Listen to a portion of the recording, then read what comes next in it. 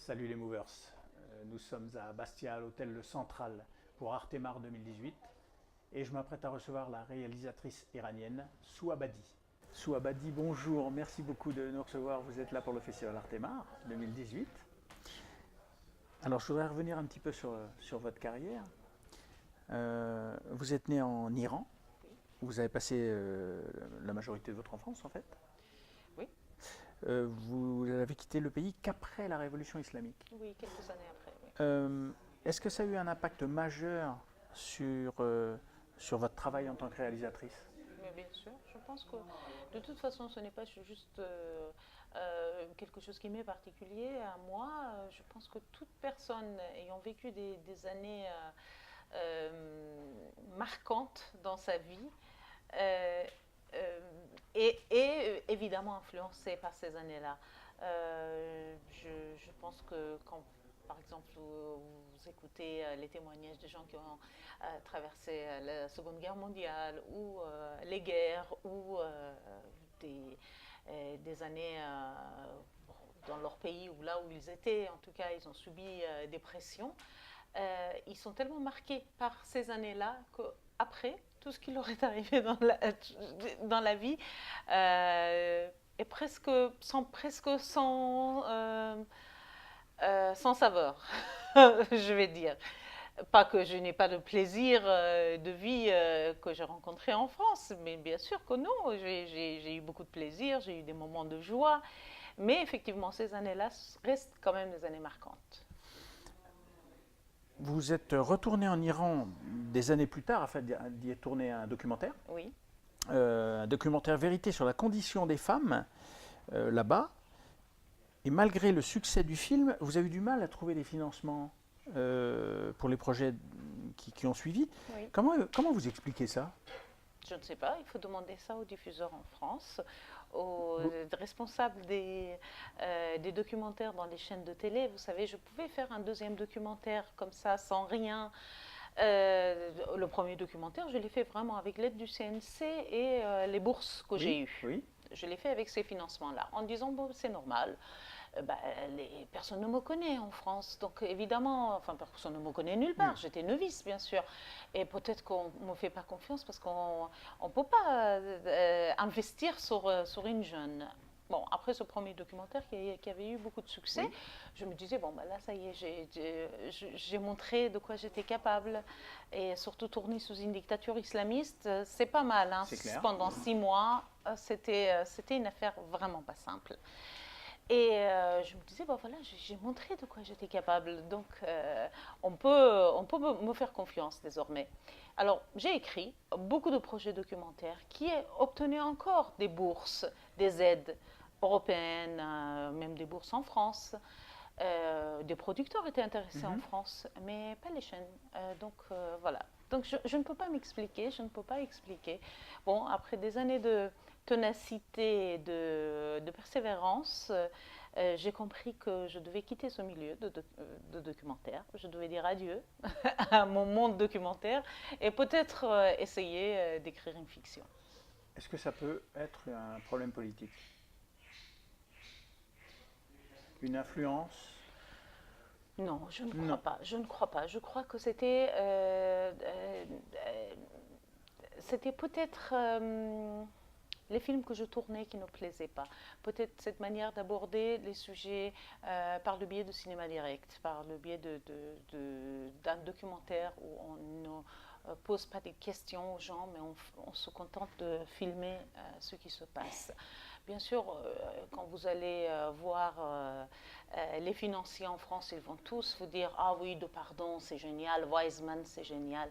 Mais si jamais on ose dire « Voilà, mais moi, je veux faire ce genre de film », mais non, mais toi, tu n'es pas Depardieu, toi, tu n'es pas Wiseman. Ça n'a rien à voir avec le fait d'être une femme?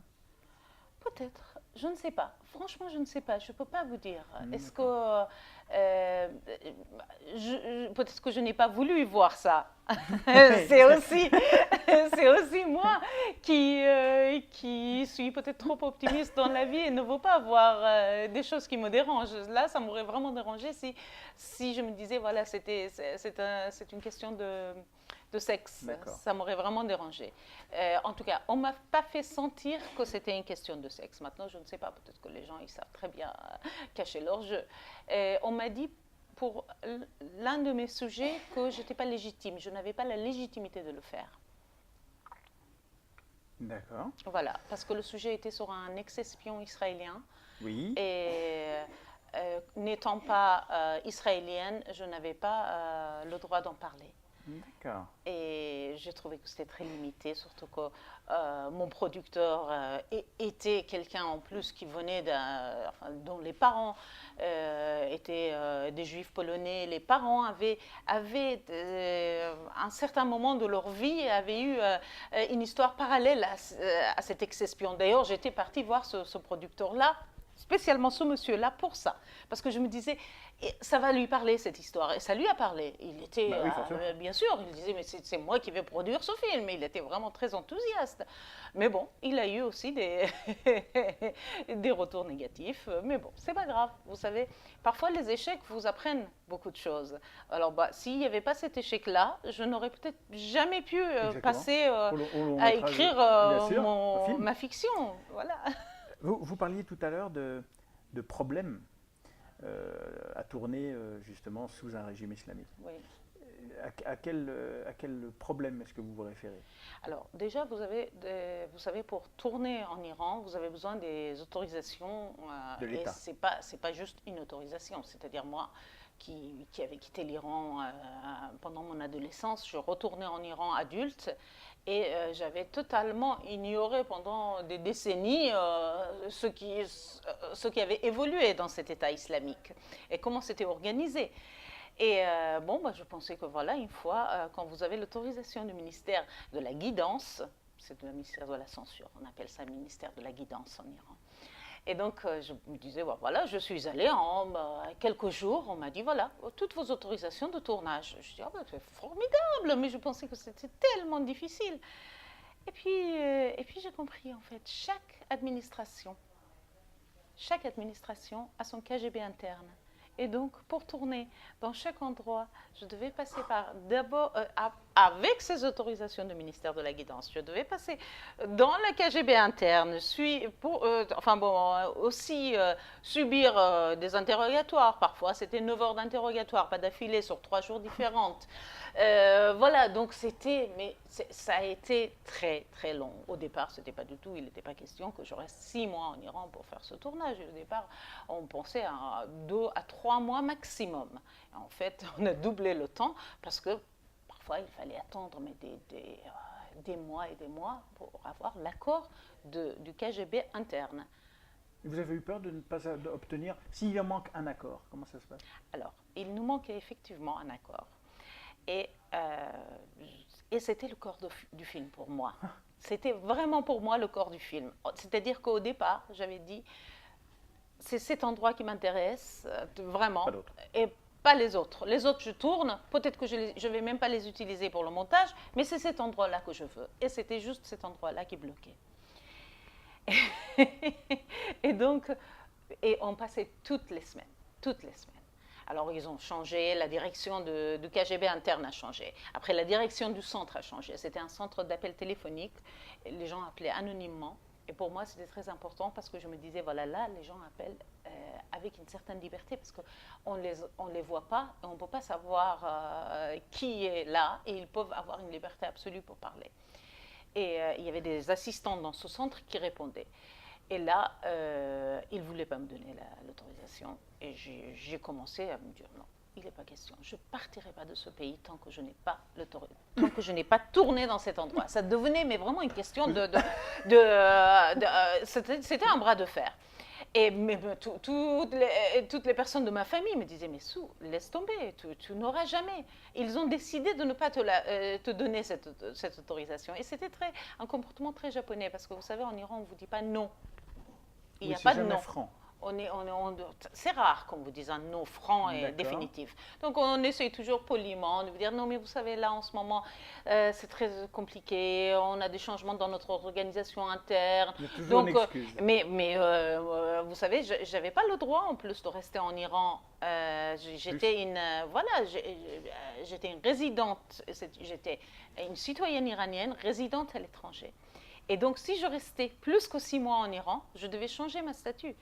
Et ça demandait, et là, je suis allée et jouer là-dessus. Il se disait, on va jouer contre la montre. Elle est obligée de partir et elle ne pourra pas rester. Et là, je suis allée au ministère de la guidance et je leur ai dit, un monsieur qui était d'ailleurs très charmant. Je lui ai dit, vous savez, s'il ne me donne pas l'autorisation, moi je vais changer de statut. Hein. Moi je vais rester en Iran. Hein. Moi je suis iranienne, je reste en Iran. Il n'en est pas question que je mette les pieds dehors tant que je n'ai pas tourné dans cet endroit. Et donc, ils ont vu que nous, là ils avaient affaire avec une fille qui c'était devenu, pour moi, c'était devenu une question d'honneur. Je disais, même si je n'utilise pas une minute de ce que je tourne là, il est hors de question. Moi, je ne me laisserai pas faire. J'avais passé tellement de temps dans les interrogatoires, les réunions, tout ça, les téléphones, tout ça et tout, que bon, je tenais, voilà. Et vous avez obtenu gain de cause. Voilà, mais je vais vous dire, c'est difficile de tourner en Iran. Par exemple, je me rappelle, il y a quelques plans dans mon film documentaire d'un bus. Les gens montaient dans le bus. Et je voulais montrer aussi cette population dense qui fait la queue, la fatigue des gens, tout ça et tout. Et puis surtout montrer qu'il y avait un fil d'attente homme et un fil d'attente femme. Et là, on commençait à sortir la caméra et c'était la KGB de la compagnie de bus de Téhéran qui nous a arrêtés. Et ils nous ont arrêtés pendant 4 heures. Ils nous ont gardés dans leur centre en disant, vous êtes en train d'espionner la technologie de nos bus. Alors, des bus pourris à l'époque, c'était des bus pourris tchèques. Je dis, mais en plus, à quoi ça me sert de vous espionner là? Il dit, non, madame, vous n'avez pas demandé l'autorisation de filmer nos bus et nous, il faut nous demander à nous. J'ai dit, mais écoutez, j'ai l'autorisation de tourner dans la rue. Il y a le commissariat de Téhéran qui m'a donné cette autorisation-là, le ministère de l'Intérieur qui me donne cette autorisation-là. Donc, si j'ai l'autorisation de tourner dans le bus, pas dans le bus, je ne tournais pas dans le bus, je tournais de l'extérieur, la rue, le bus. Donc, donc j'ai le droit de tourner là, dans la rue. Évidemment, votre bus est là, l'arrêt de bus est là, et j'ai le droit de tourner. Personne ne m'a dit, ben non, dès que vous voyez un bus, vous tournez la caméra dans une autre direction. C'est vraiment, mais enfin, c'est pas logique ce que vous me dites. Alors, c'était très à l'iranienne aussi, c'est-à-dire qu'on était arrêtés, mais ils n'arrêtaient pas de nous apporter du thé, en disant, buvez du thé, s'il vous plaît. Alors là, je me suis énervée, je dis, je veux pas de thé, je veux que vous me lâchiez, c'est tout. Et vous me donniez ma caméra et vous me donniez mes... C'est un truc de fou. C'était un truc de fou. Alors bon, heureusement que le commissariat de Téhéran était au courant, donc moi je les ai appelés, je dis, monsieur, ils nous empêchent de filmer. Alors là, il y a les flics qui sont venus avec leur uniforme et tout. Dès que le type est arrivé en disant, madame, votre autorisation de tournage, j'ai dit, mais c'est ce monsieur qu'il a dans son bureau, il l'a enfermé dans son bureau, mon autorisation de tournage et tout. Et il lui a ordonné, vous nous donnez l'autorisation de tournage, il l'a vu, il a dit, je vous en prie madame, allez-y, voilà, prenez votre matériel et partez. Et le type, il n'a plus rien dit. Ça a suffi. Voilà, ça a suffi. Je dis, voilà, l'autorité. C'est fou, ça. C'est incroyable. Enfin bon, c'était un tournage très... Oui, je vois ça, oui. Je voudrais savoir quelle est pour vous la place réelle faite aux femmes réalisatrices engagées, je vais mettre entre guillemets. Est-ce que vous vous considérez comme une réalisatrice engagée? Vous savez, il y a des gens qui disent, oui, on ne fait pas de film politique. Pour moi, tout ce qu'on fait est politique. Et surtout, de là où je viens, vous savez, je viens d'Iran. Même boire un verre d'eau est politique. Alors, donc ma question est bonne. Voilà, donc je ne peux pas dire que je ne suis pas engagée. Bien sûr, je ne pense pas qu'un film doit être forcément un tract politique. Mais on montre aussi sa vision du monde. D'accord. Et notre vision du monde ne peut pas être indissociable de notre vision politique. D'accord. Donc, quelque part, oui. Et quelle place est-ce qu'on fait aux femmes réalisatrices? Écoutez, je ne sais pas si c'est une question de sexe ou pas. En tout cas, c'est difficile d'être réalisatrice. Est-ce que c'est difficile juste d'être réalisateur d'une manière générale? Vous voyez, est-ce que les autres réalisateurs ont les mêmes difficultés? Alors, je sais que des jeunes réalisateurs, de toute façon, ils ont les mêmes difficultés. D'accord. Mais je vais vous dire une chose, quand on est une femme, il faut encore se comporter beaucoup mieux qu'un réalisateur. Parce que si jamais vous vous permettez d'être en colère une seule fois, on va vous dire « Ah, elle est hystérique ». Tandis qu'un homme qui s'énerve sur un tournage, on va dire « Ah, il a une poigne, ce réalisateur ». Jamais on dirait un réalisateur « Ah tiens, il a perdu les pédales ». Regardez dans l'histoire dans les mémoires, vous lisez dans les biographies des réalisateurs. Quand il y a un homme qui s'énerve, un réalisateur, on peut en parler, on en parle, c'est pas du tout un tabou. Et on dit, ah oui, mais ça c'était un réalisateur qui savait ce qu'il voulait. Or, si c'est une femme, c'est tout de suite, on va dans les excès. Après des années de documentaires, donc vous avez réalisé en 2017 votre premier long métrage Chercher la femme, oui, dont on va voir la bande-annonce. Tu crois qu'il va me reconnaître? Il est parti 10 mois, pas 10 ans. Alors? On reconnaît plus son frère. C'est quoi ce nouveau look là? Je suis un nouvel homme. Dieu le miséricordieux a éclairé ma voie. Faut que tu redescendes, hein, t'es juste un homme du Moyen-Âge. Putain, il était parti travailler dans un hôtel. Ça va, Fabrice? Par contre, Fabrice, c'est fini, maintenant c'est Farid. Bah attends, laisse-moi monter. C'est quoi votre mission? Guider les gens. Avec douceur et sagesse. T'es devenu le Dalai Lama, quoi. Tu te fous de ma gueule, là? Son frère l'a enfermé. Rends-moi mon portable. Je sais pas quoi faire. T'es au courant qu'il y a de la gélatine de porc dans les puces? Bon appétit. T'es fou, quoi. Non. Non. T'inquiète, je vais te coacher. Hors de question. Assalamu alaikum. Alaikum salam. Il y a une dame pour toi. Ah non, ça c'est pas une dame, ça c'est une tante que je suis. Comment vous appelez-vous, ma sœur? Scheherazade. C'est moi. Tu joues le jeu pendant une semaine. Tu crois que ça va marcher? Il faut. Alors, elle est comment? Elle sait ce qu'elle veut. Elle plaisante pas du tout avec la religion. Elle est pas comme les autres. Tu penses constamment à cette fille. J'aime cette fille. T'as une mission. On t'a pas envoyé au Yémen là-bas pour faire le touriste, bronzer sur la plage avec tes pectoraux de chourave là.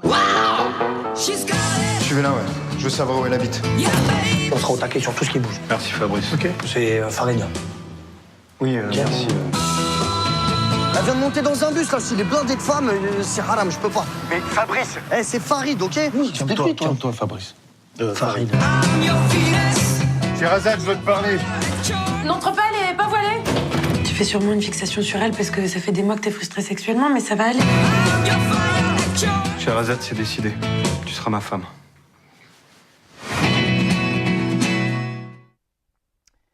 Donc c'est un film avec Félix Moati, Camilla Jordana et William Lebdigil. oui. Après toutes ces années de documentaires, vous aviez besoin de plus de légèreté ou c'était une manière plus maligne de détourner la difficulté? Non, vraiment, vous savez, j'ai pas pensé du tout, parce que c'était pas du tout une commande. Hein. Je l'ai écrit, quand j'ai commencé à écrire ça, même il y avait des gens qui me disaient, mais enfin, on plaisante pas avec la religion, mais enfin, c'est un projet qui ne verra jamais le jour, c'est trop dangereux, c'est trop risqué. J'ai commencé à écrire en 2012. Et oui, d'accord, 5 ans avant. J'ai commencé à écrire en 2012 les premières lignes. Et 2 mois après, il y a eu l'affaire Mera. Oui. Et puis après, vous savez, toutes ces affaires, tous ces attentats et tout sont arrivés pendant... j'avais fini le scénario quand on a eu l'attaque au Charlie Hebdo. Donc le scénario était terminé. Et d'ailleurs, je me suis dit, bon, bah, avec ça, personne ne verra jamais ce film. Parce que je me suis dit, bah, mon producteur, à l'époque, j'avais un producteur. J'avais mon producteur d'ailleurs qui a produit le film. Je me disais, bon, bah, il va avoir peur. Il va dire, je ne ferai pas ce film-là. Mais heureusement, il a tenu bon. Donc, voilà. Alors, j'ai commencé sans avoir de producteur, sans avoir de commande. Mais j'avais cette idée-là en tête. Et je me disais, bah, ce serait quand même formidable de plaisanter avec ça. De voir, de pouvoir faire une comédie où on rit de l'intégrisme. Et personne n'avait encore osé faire ça. J'allais dire, vous n'aviez pas peur de ça? J'ai même pas pensé à ça, je vous assure. Même quand le film est sorti, les gens me disaient, lors des avant-premières, quand on l'a montré et tout, les gens dans les salles nous posaient la question. Mais vous aviez pas peur? J'ai dit, mais je n'y ai jamais pensé. Parce que certainement quand vous voyez le film, vous voyez que je n'ai absolument pas insulté qui que ce soit. C'est un film qui je reste très respectueuse, mais en même temps sur la ligne. Mais ça dénonce. Voilà. En même temps, j'ai à dire et je dis ce que je veux dire. Voilà. Ça dépend de mon éducation très rigide, parce que j'ai une éducation extrêmement rigide. Malheureusement, j'ai été éduquée comme ça. Mon père était militant communiste, mais c'était un homme très autoritaire. À la fois, il voulait garder une certaine démocratie, à cause de ses idées politiques, bien sûr, à la fois comme c'était un homme autoritaire, bien sûr, et puis lui aussi, c'était un enfant de famille aisée et avec une éducation extrêmement bourgeoise. Et voilà. Et donc, le mélange de tout ça, c'était... Oui. D'ailleurs, vous voyez, le père d'Armand, il est comme ça. Et donc, voilà, c'était... Vous pouvez tout me dire, mais il faut le dire poliment. Voilà. Et moi, j'ai vraiment suivi. Ah oui, je crois qu'à la fin, quand j'ai fini ce film, je me suis dit, voilà, j'ai dit tout ce que j'avais à dire, mais je l'ai dit poliment. Ah oui, mais vous savez qu'en plus, votre film-là, il trouve une résonance dans l'actualité. Malheureusement. Parce que le terroriste qui vient d'être arrêté se cachait sous la burqa pour se déplacer, bien sûr. Exactement, donc ça tombe pile poil en plus dans le sujet de votre film. Exactement. On s'aperçoit du problème. Oui. Et vous avez mis le doigt là-dessus dans cette comédie, justement, parce qu'on s'aperçoit qu'effectivement, ça peut passer. Alors, quelle est votre opinion sur cette interdiction de burqa en France? Écoutez, je pense que déjà, en France, combien de femmes portent la burqa? Je ne pense pas qu'elle soit énorme. Parce que c'est interdit. C'est interdit, voilà. Donc, il y a une loi, la loi de 1905. La loi, elle est là, elle est très bien, parfait, voilà. On n'a pas à montrer ses opinions religieuses en France de manière comme ça, aussi... voilà, exactement. Et je trouve que la loi, elle se suffit à elle-même. Donc, et à un moment donné, bon, évidemment que moi, personnellement, je vais vous dire, personnellement, quand je vois une femme en burqa, j'ai un moment de peur, vraiment. J'ai quelques secondes, je suis totalement paralysée. Et j'arrête même de respirer. Parce que ça me rappelle mes années iraniennes, ça me rappelle... parce que ces femmes-là, c'était des miliciennes du régime, et c'était elles qui nous arrêtaient. Et voilà, elles nous arrêtaient, elles nous cherchaient vraiment des poux. C'est-à-dire, on portait la tenue islamique, ce qui était un foulard, un manteau et un pantalon. Et elles venaient, elles disaient, oui, 2 centimètres de tes cheveux sont sortis de ton foulard. Qu'est-ce que tu fais avec des baskets blanches? Voilà, ton manteau n'arrive pas sous les genoux, mais sur les genoux. Enfin bon, on était... Et les femmes miliciennes étaient pires que les hommes. On préférait être arrêté par les hommes. Quel est le risque? On vous emmenait au poste, après il fallait que les parents arrivent, parfois ça passait même par des coups de fouet. Heureusement, moi personnellement, j'ai jamais expérimenté le coup de fouet, mais mes amis, si. C'est quelque chose de très, très courant en Iran, quand vous voyez la jeunesse iranienne.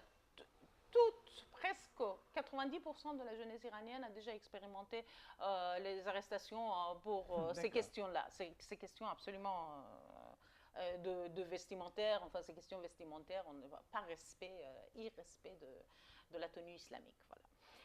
Et donc, pour moi, quand je vois une femme voilée, tout de suite, c'est carrément un réflexe pavlovien. Pour moi, c'est ces années-là, donc après, il faut que je me raisonne en disant, bon, allez, respire, on n'est pas en Iran, on n'est pas dans les années 80, tout va bien, tu peux respirer, elle peut s'asseoir à côté de toi, elle n'a pas une arme, elle ne va pas t'arrêter, voilà. Donc, il faut que je passe par ça.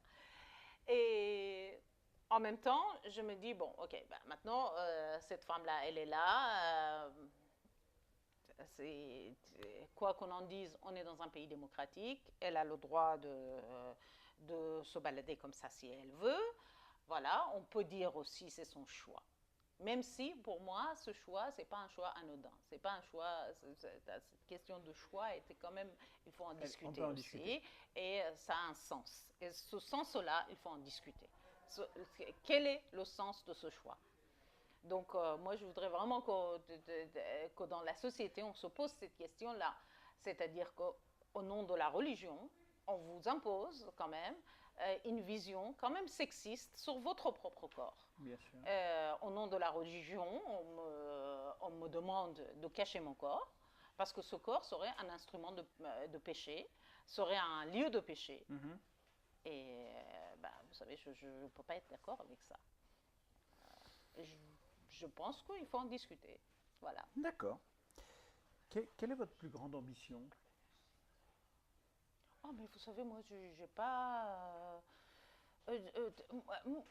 ma seule volonté, mon seul espoir, c'est de pouvoir faire mes films. Vraiment. Je ne demande pas beaucoup dans la vie. D'accord. Voilà. Pouvoir tourner ce que vous voulez quand vous voulez. Exactement. Voilà. C'est pas, je ne demande pas plus que ça. Est-ce que vous croyez qu'un jour, vous pourrez tourner un long métrage en Iran en traitant n'importe quel sujet? Est-ce qu'un jour, ça sera possible? Ce jour-là, je l'espère. J'espère que ce jour viendra, mais ce jour ne sera pas de sitôt. C'est-à-dire que ce jour-là, ça sera le jour où l'Iran connaîtra une démocratie. Vous êtes pessimiste ou optimiste là-dessus? Je suis quelqu'un vraiment de nature optimiste. J'aimerais rester optimiste, même si je sais que les optimistes finissent à Auschwitz et les pessimistes finissent à Hollywood. Mais oui, mais bon, en même temps, vous savez, j'aimerais vraiment rester optimiste et garder cet espoir-là. Ce qui me donne de l'espoir, c'est que je vois le peuple iranien est un peuple qui résiste. Depuis bientôt 40 ans qu'il y a la République islamique, le peuple iranien résiste. C'est l'endroit au monde où vous avez plus de blagues contre l'intégrisme. D'accord. Et je reçois, vous savez, maintenant avec les réseaux Internet. sociaux et tout, Telegram, les Viber, Imo, vous recevez... mais vraiment, je n'ai jamais vu autant de blagues contre l'intégrisme, contre une vision rigide de la religion qu'en Iran. Alors, ils ont beaucoup d'imagination. En même temps, je me dis, voilà, c'est sa manière de résister. Vous savez, après 40 ans, ils n'ont toujours pas réussi à mettre cette tenue islamique sur la tête des femmes en Iran. C'est-à-dire, ils réussissent, bien sûr, mais ça se joue toujours... Voilà. On est encore là. Moi, quand je vais en Iran, toute ma famille me dit il faut que tu te maquilles. Tu ne peux pas te sortir comme ça sans le maquillage, parce que là, c'est une lutte.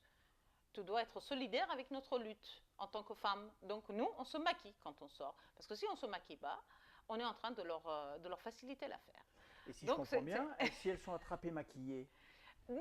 Vous savez, normalement, une femme ne doit pas être maquillée à oui, l'extérieur parce qu'elle doit être. Mais l'État islamique a déjà abandonné cette bataille-là. Hein. Donc, ils sont déjà en train de gagner la bataille. Elle gagne la bataille de plus en plus. Par exemple, là, cette année, il y a de plus en plus de filles qui laissent tomber leur foulard sur leurs épaules. Et ils n'arrivent pas à tout. Il y a bien sûr des filles qui ont enlevé leur foulard. Elles sont allées dans la rue à Téhéran et tout. Elles ont été arrêtées au bout de 10 minutes, bien sûr. Mais celles qui sont en voiture, par exemple, mes cousines, elles me disent, mais tu sais, quand on est en voiture, on la laisse tomber. Et voilà, on est en train de conduire et tout. Le type, le temps qu'il vienne arrêter la voiture, on remet. Voilà. Puis il dit, mais vous n'aviez pas votre foulard il y a 5 minutes? Ah oui, j'ai tombé 2 minutes, monsieur, vous n'allez pas nous... Et ça passe. C'est des petites batailles, parfois très risibles, mais les gens ne lâchent pas, et j'aime bien ça. Oui, je vois que vous êtes une femme de caractère. Oui, non, mais vraiment, Décidé. Vous savez, je suis...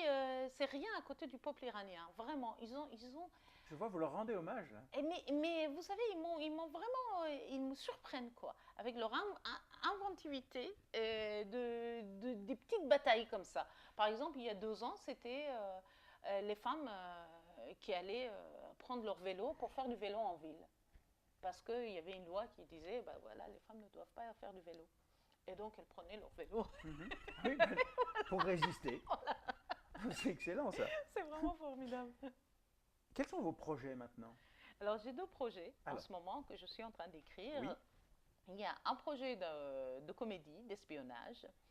D'accord. Un deuxième long, hein. Oui, un deuxième long. Donc encore une comédie. Encore une comédie D'accord. d'espionnage avec quelques petites... Des pas messages, aussi- bien sûr. Voilà, pas aussi politisées que Chercher la femme, mais D'accord. quand même, j'essaie de glisser quelques propos. Voilà.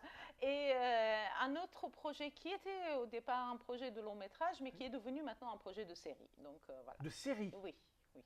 Mini-série ou série Mini-série, pardon. Mini-série. Mini-série. D'accord. Non, non, mini-série de 8 épisodes. 8 épisodes, d'accord. Voilà. Ok. Et donc, c'est une dramédie. Ah, d'accord. Voilà. Alors, j'ai la question des internautes. Alors, c'est une tradition sur le site. Je donne le nom de l'invité quelques jours avant l'entretien. Et ils envoient tous une question. J'en tire une au hasard. Aujourd'hui, c'est Camille Géraud qui vient de Brive, Oui. qui vous pose la question. Quel acteur ou actrice rêveriez-vous d'avoir dans votre objectif?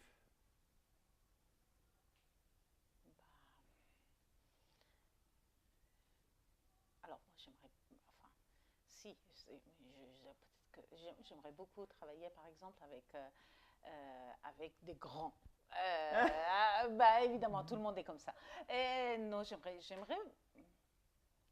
beaucoup avoir, par exemple, Dussolier.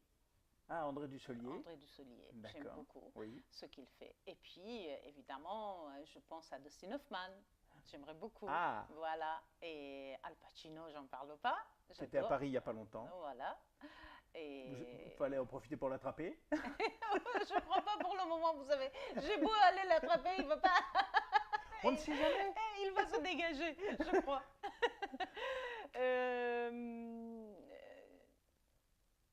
Qui d'autre?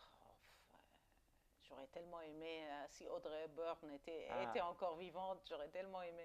Vous qui êtes réalisatrice, vous savez bien une réalisatrice ou un réalisateur de référence. Alors, oui, bah, écoutez, j'aime beaucoup ce qu'il fait quand même Jacques Audiard. J'aime énormément ce qu'il fait. D'accord. Vraiment, pour moi, c'est un réalisateur vraiment important en France. J'aimais beaucoup le travail de Billy Wilder. Pas tous Oui. les films, mais j'aime beaucoup aussi On quand revient un même. petit peu dans la comédie là, Voilà. après avoir un petit peu plus de sérieux, oui. Exactement. Truffaut. D'accord. Oui, j'ai beaucoup aimé ce qu'il faisait, Truffaut. Et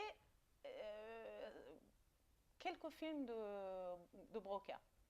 Ah, Philippe de Broca. Oui, oui. Les comédies encore. Décidément, vous aimez beaucoup rire. Oui, mais... Mais il faut toujours qu'il y ait quelque chose derrière, c'est ça? J'essaye. Maintenant, Voilà. bon, c'est J'ai une compris. prétention, peut-être que je ne vais Non, pas y arriver toujours, bien mais voilà, j'essaye de glisser quelques petits trucs. Mais d'ailleurs, ça a été déjà le cas dans le documentaire. Dans le premier Ah oui, documentaire dans le que j'ai fait, documentaire. qui était quand même assez difficile, et il y avait beaucoup d'humour. Mais c'était pas de moi, c'était les gens, parce que c'était... Oui, bien sûr, c'est un documentaire, c'est des témoignages. Voilà, c'était le cinéma vérité, mais les gens ils avaient beaucoup d'humour. Donc, et les gens, quand ils sortaient de la salle, ils avaient beaucoup ri. Et tout en voyant un film très sérieux et très, très dur. Donc, D'accord. Souabadi, merci beaucoup de nous avoir reçus et merci pour cet excellent moment. merci à vous, Merci merci beaucoup. infiniment.